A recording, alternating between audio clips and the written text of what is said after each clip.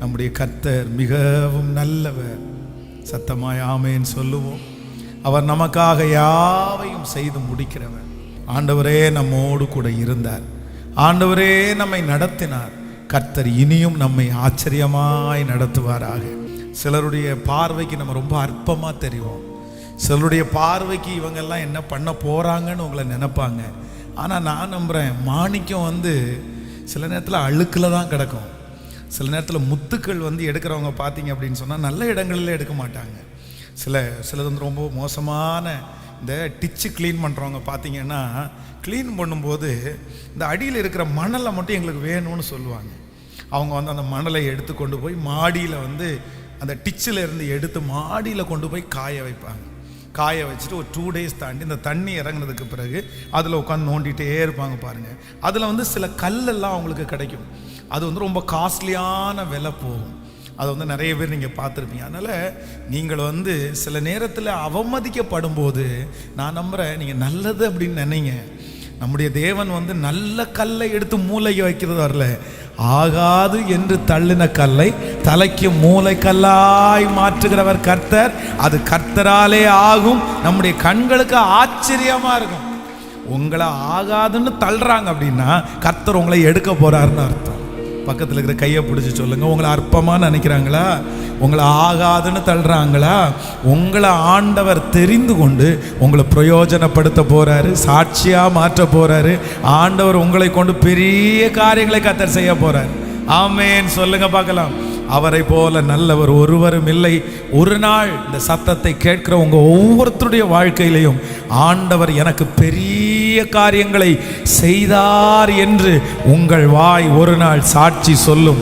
நீங்கள் உங்கள் வாயிலே சொல்ல போகிற சாட்சி, கர்த்தர் எங்களுக்கு பெரிய காரியங்களை செய்தார். சொல்லுங்க பார்க்கலாம். ஒரு 10 டைம் விசுவாசத்தில் சிலர் அறிக்கை செய்யுங்கள், சிலர் நடந்ததை சொல்லுங்கள். கர்த்தர் எங்களுக்கு பெரிய காரியங்களை செய்தார். கர்த்தர் எங்களுக்கு பெரிய காரியங்களை செய்தார். பெரியவராகிய கர்த்தர் எங்களுக்கு பெரிய காரியங்களை செய்தார். பெரியவராகிய கர்த்தர் எங்களுக்கு பெரிய காரியங்களை இன்னும் செய்ய போகிறார். இதிலும் பெரிதானவைகளை காண்போம். பத்திரங்களுக்கு உங்களுக்கு கையெழுத்து போடப்படும். வீடுகள் திறக்கப்படும். குழந்தைகள் பிரதிஷ்டை பண்ணப்படும். திருமண காரியங்கள் கைகூடி வரும். சரீரத்திலே சுகங்கள் உண்டாகும். அநேக நாட்களாய் காத்திருந்த காரியங்கள் கைகூடி வரும். ஆமேன் சொல்லுங்கள். நம்ம காத்திருக்கிறதுக்கு ஆண்டவர் 2 மடங்கு பலன் தருவார். யோபுனிடத்திலே இருக்கிறத எடுக்கணும்னு பிசாசு நினைச்சான். ஆனா ஆண்டவர் அவனுக்கு கொடுக்கணும்னு நினைச்சாரு. ஆமேன் சொல்லுவோம். இந்த உலகத்தில் இருக்கிற சில மனிதர்கள் நம்மிடத்துல இருக்கிறத எடுக்கலான்னு தான் நினைப்பாங்க. அவன்கிட்ட இருக்கிறது போனா நல்லா இருக்குமே, அதுக்கு தான் சந்தோஷப்படுவாங்க, அதுக்கு தான் கிண்டல் பண்ணுவாங்க. ஆனா நான் நம்புறேன், நமக்கு இருக்கிறத எடுக்கணும்னு நினைக்கும் போது நமக்கு கொடுக்கணும்னு நினைக்கிற ஒரு கர்த்தர் நம்மோடு கூட இருக்கிறார். இந்த சத்தத்தை கேட்கிற அன்பு ஆண்டவருடைய பிள்ளைகளே, உங்களிடத்துல இருந்ததை எடுத்தது மட்டும் இல்லை, இனியும் இருக்கிறத எடுத்துடலாமா? உங்களை வெறுமையாக்கணும், உங்களை சும்மா அனுப்பணும், எல்லாத்தையும் எடுத்துட்டு உங்களை வெறுமையா விடணும்னு நினைக்கலாம். அது ஒரு ஸ்பிரிட். லாபானை குறித்து வேதம் சொல்லுது, தன்னுடைய மருமகன் தானே, அதுவும் தன்னுடைய 2 பிள்ளைகளையும் திருமணம் பண்ணின மருமகன். கொடுத்தா யாருக்கு கொடுக்க போறாரு? பிள்ளைகளுக்கு தான் கொடுக்க போறாரு. சாப்பிட்டா யார் சாப்பிட போறா? பேர பிள்ளைங்க தான் சாப்பிட போறாங்க. அந்த பிள்ளைகளும் அவருடைய பிள்ளைகள் தான், அவனுடைய மகனும் அவனுடைய பிள்ளை தான். ஆனா அந்த லாபானுக்கு தன்னுடைய மகனுக்கு கொடுக்கணும்னு எண்ணம் வந்துருச்சு, ஆனா தன்னுடைய மகள்களுக்கு கொடுக்கணும்னு எண்ணம் வரல. பாருங்க, வேண்டாம், எப்படியாவது அவங்க மருமகனை ஏமாத்தி ஏற்கனவே 10 முறை சம்பளத்தை ஏமாத்தி இருக்கிறாரு. பாருங்க, எந்த மாமனாராவது தன்னுடைய மருமகனுடைய 10 முறை சம்பளத்தை ஏமாத்துவாரா? ஆனா அந்த லாபான் அவனுடைய 10 முறை சம்பளத்தை ஏமாத்தின. சொல்லும்போது வருத்தமா சொல்றாரு, 10 முறையா சம்பளத்தை ஏமாத்துனீங்க, 7 வருஷம் உங்க 2 பிள்ளைகளுக்காக நான் வேலை செஞ்சேன். அதற்கு பிறகு களவா போனதெல்லாம் என்கிட்ட வாங்கிட்டீங்க, திருட்டு போனதெல்லாம் என்கிட்ட வாங்கிட்டீங்க, மிருகங்கள் சாப்பிட்டதெல்லாம் என்கிட்ட வாங்கிட்டீங்க. இத்தனை நடந்தும் நீங்க எடுக்கணும்னு நினைச்சீங்க, ஆனா கர்த்தர் எனக்கு கொடுக்கணும்னு நினைச்சார். சார், எவ்வளோ நல்ல ஆண்டவர். இந்த ஜெபத்தில் இருக்கிற ஆண்டவருடைய பிள்ளைகளே, ஆண்டவர் மட்டும் நம்மளை கைவிட்டிருந்தா நான் நம்புறேன், நம்மளை நிறைய பேரை ஆண்டி ஆக்கியிருப்பாங்க. சொல்லுவாங்கல்ல, அவ்வளோ ஒன்றும் இல்லாமல் ஆக்கியிருப்பாங்கன்னு வைங்களேன். உங்களை எல்லாத்தையும் எடுத்து மொத்தத்தையும் எடுத்துட்டு வெறுமையாக அனுப்பியிருப்பாங்க. ஆனால் ஆண்டவர் நம்ம கூட இருந்து நமக்கு பாதுகாக்கக்கூடிய கிருபையை கத்தத்தான். ஒருவேளை உங்கள் வாழ்க்கையில் யாராவது எல்லாத்தையும் எடுத்திருக்கலாம், எல்லாம் கொண்டு போயிருக்கலாம். ஆனால் ஆண்டவர் இன்று வாக்கு கொடுக்கிறார், உனக்கு நான் 2 மடங்கு நான் பலன் தருவேன். ஆமென். கடந்த நாட்களில் ஒரு சின்ன ஒரு பிக்சர் நான் பார்த்தேன். அது எனக்கு ரொம்ப ரொம்ப பிடிச்சிருச்சு. அதில் நிறைய அர்த்தங்களை நான் கற்றுக்கொண்டேன். அப்படின்னா, ஒரு மனுஷன் ஒரு நல்ல இன்ஸ்ட்ருமெண்ட் வச்சு ஒரு துரங்கத்தை தோண்டிகிட்டே போகிறாரு. அப்போது தோண்டினவர் கொஞ்சம் தூரம் போன உடனே ரொம்ப களைச்சு போய் அகைன் அந்த இன்ஸ்ட்ருமெண்ட் எல்லாம் அங்கே விட்டுட்டு அவர் ரிட்டர்ன் ஆகுறாரு. ஆனால் இன்னொருத்தர் அதற்கு கீழேயே அந்த சுரங்கத்தை தோண்டிட்டு போகிறாரு. தோண்டி அவர் தோண்டின இடத்த கொஞ்சம் தாண்டிட்டார். தாண்டி போனால் அங்கே பார்த்தீங்கன்னா ஒரு ரொம்ப அழகான ஒரு வைரம் கிடைக்குது. அப்போது உலகத்தில் இருக்கிற மனுஷன்தான் அந்த ஃபோட்டோவை வரைஞ்சிருக்கிறான். சில நேரங்களில் நம்ம ரொம்ப நாள் காத்திருக்கும் போது நம்ம சோர்ந்து போயிடுவோம். அவ்வளோதான், இதுக்கு மேலே நம்ம விட்டுடலாம், இதுக்கு மேலே நம்ம ஜெபம் பண்ண வேண்டாம், இதுக்கு மேலே நம்ம முயற்சி எடுக்க வேண்டாம்னு நினைப்போம். ஆனால் நான் நம்புகிறேன், இல்லை, அந்த அதிசயம் நடக்கிற வரை கர்த்தர் உங்களுக்கு எருசலேமை அவர் ஸ்திரப்படுத்தி பூமியிலே அதை புகழ்ச்சியாக்கும் வரைக்கும், நீர் என்னை ஆசீர்வதித்தாலே ஒழிய நான் உம்மை போக விடமாட்டேன் என்று ஒரு வைராக்கியம் மட்டும் தேவ பிள்ளைக்கு இருக்குமானால், நான் நம்புகிறேன், உங்களை கனப்படுத்தவும் உங்களை மேன்மைப்படுத்தவும் என் கர்த்தர் நம்புகிறவர்கள் கரங்களை தட்டி எவரையும் மேன்மைப்படுத்தவும் பலப்படுத்தவும் கர்த்தருடைய கரத்தினாலே ஆகும். நான் உங்களை ஆசீர்வதிக்கிறேன். கர்த்தர் வருகிற ஆண்டு நீங்கள் இழந்ததை கர்த்தர் 2 மடங்கு, சத்துருவினால இழந்தது, மனுஷனால இழந்தது, நண்பர்களால் இழந்தது, உங்கள் ஞான குறைவினால் இழந்தது எல்லாவற்றையும் நன்றாய் கரங்களை தட்டும் போதே பரலோகத்திற்கு அந்த விசுவாசம் போய் சேரட்டும். கர்த்தர் 2 மடங்கு ரெட்டிப்பாய் ரெட்டிப்பாய் ரெட்டிப்பாய் ரெட்டிப்பாய். ஹalleluya ஹalleluya. கர்த்தருடைய கரத்தினால் எல்லாமே ஆகும். நீ விசுவாசித்தால் தேவனுடைய மகிமையை காண்பாய். ஆபிரகாமுக்கு வாக்கு கொடுத்த ஆண்டவர் 25 years 25 வருடம் அவனை கர்த்தர் காத்திருக்க பண்ணினார். ஒவ்வொரு நாளும் அந்த காரியத்திற்காக காத்திருக்கும் போது அவனுக்கு ஒரு நெகட்டிவ் வந்துட்டே இருக்கும். ஆமென். இந்த குழந்தை பிறக்கிற சம்பவத்தில் மட்டும் பார்த்தீங்க அப்படின்னா, தாமதமாக ஆக ஒவ்வொரு பிரச்சனையாக வந்துட்டு இருக்கும் பாருங்களேன். அதுக்கு முன்னாடி பார்த்தீங்கன்னா, அதான் எல்லாருமே இந்த திருமண வயது பிள்ளைகளுக்கு 21 அப்படின்னு சொல்லி ஏன் சொல்கிறாங்க அப்படின்னா, 21 வயசுக்குள்ளே கல்யாணம் பண்ணிடணும், கொஞ்சம் வயசாயிடுச்சுன்னா அப்புறம் குழந்தை பிறதுக்கு சிரமம் ஆயிரும், அதுக்கப்புறம் வளர்த்துறதுக்கு சிரமம் ஆயிரும், அப்படி நிறைய விஷயங்கள் இருக்குது. பெண்களுடைய சரீரம் அப்படிப்பட்ட சரீரம், ஆண்களுடைய சரீரம் அப்படி, அந்த வயசுக்கு அவ்வளோதான் அப்படியெல்லாம் சொல்லுவாங்க.